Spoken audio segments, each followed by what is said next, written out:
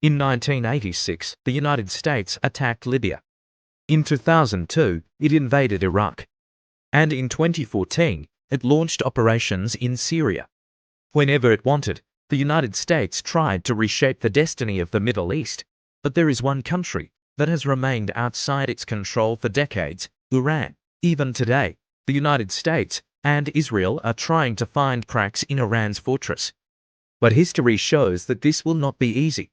For the last 600 years, Iran's borders have not shifted even 1 inch from their place. Whether the invaders were Romans, Arabs, Turks, Russians, or even the British Empire, Iran repeatedly proved that it has the strength to endure even the largest attacks. But what is the real secret behind this strength? What makes Iran different from other Arab countries and so resilient?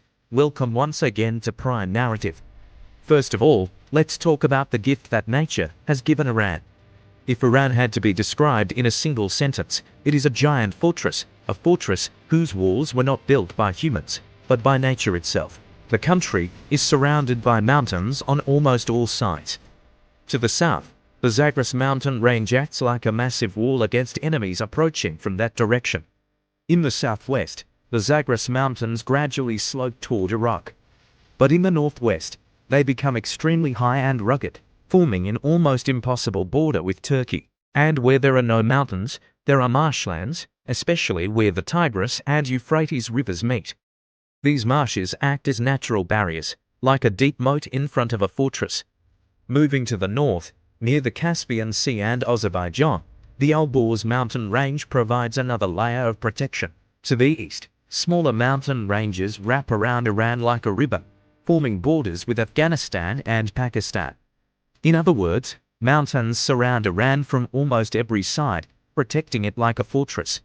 To the south, the Persian Gulf forms the final wall of this fortress. If anyone tries to invade Iran from the Persian Gulf, they immediately face mountains that rise 1.5 kilometers high, stretching nearly 250 kilometers inland.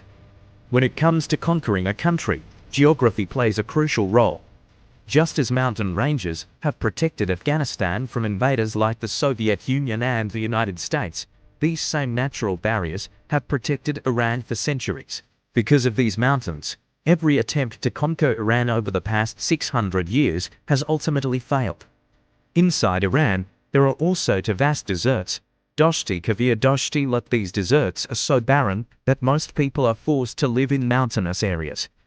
Iran's population of around 90 million mostly lives in these mountainous regions. This makes it extremely difficult for any foreign army to enter Iran and control it. Invaders would face severe logistical challenges, narrow mountain roads, harsh weather, and fragile supply lines.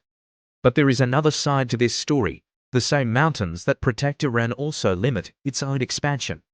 Whenever Iran has tried to expand toward the west, these mountains have also become obstacles. That is why Iran does not rely solely on direct warfare in the region. Instead, it has built a network of Shia proxy groups, including Hezbollah in Lebanon, Houthis in Yemen, Islamic resistance groups in Iraq, Hamas, and Islamic Jihad in Palestine. This is the advantage of Iran's geography. Now let's talk about the Strait of Hormuz.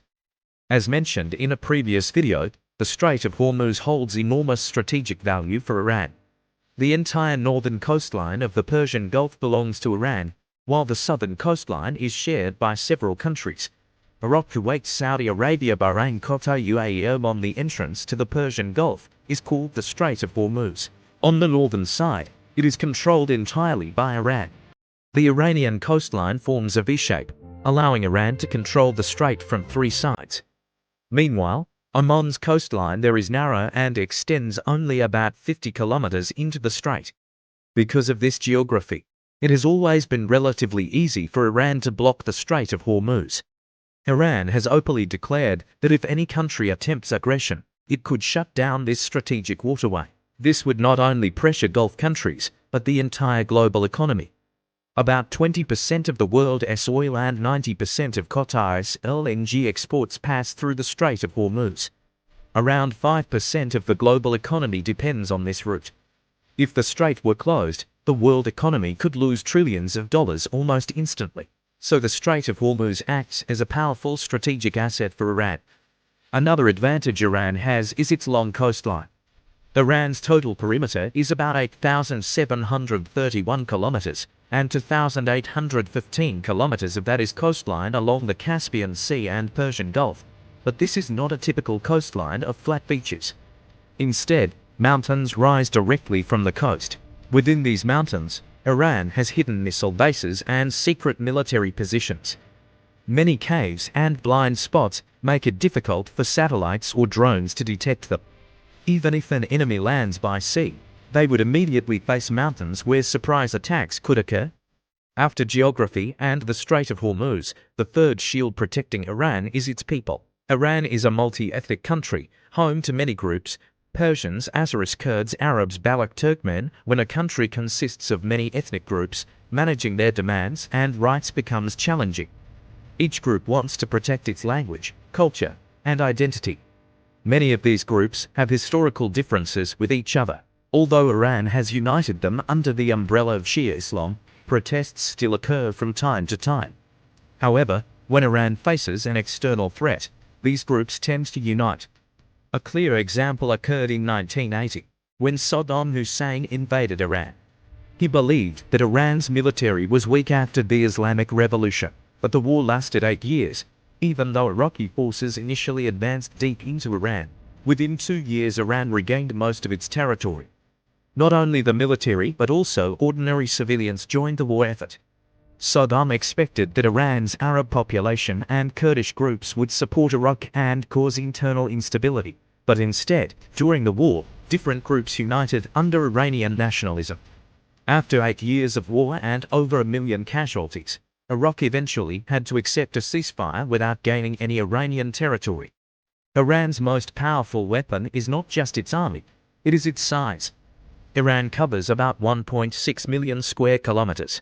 That means nearly 2 countries the size of Pakistan could fit inside Iran. Even if an invading army crosses the border, victory would not come quickly. They would have to navigate ancient mountain routes, deserts, and cities located deep inside the country. This is known as strategic depth.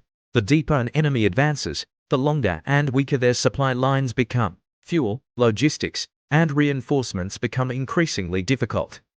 Meanwhile, major cities like Tehran, Isfahan, and Mashhad are located deep inside the country, far from the borders. By the time an enemy reaches them, they are already exhausted. In other words, Iran's land itself acts like a silent guardian, using time as its greatest weapon.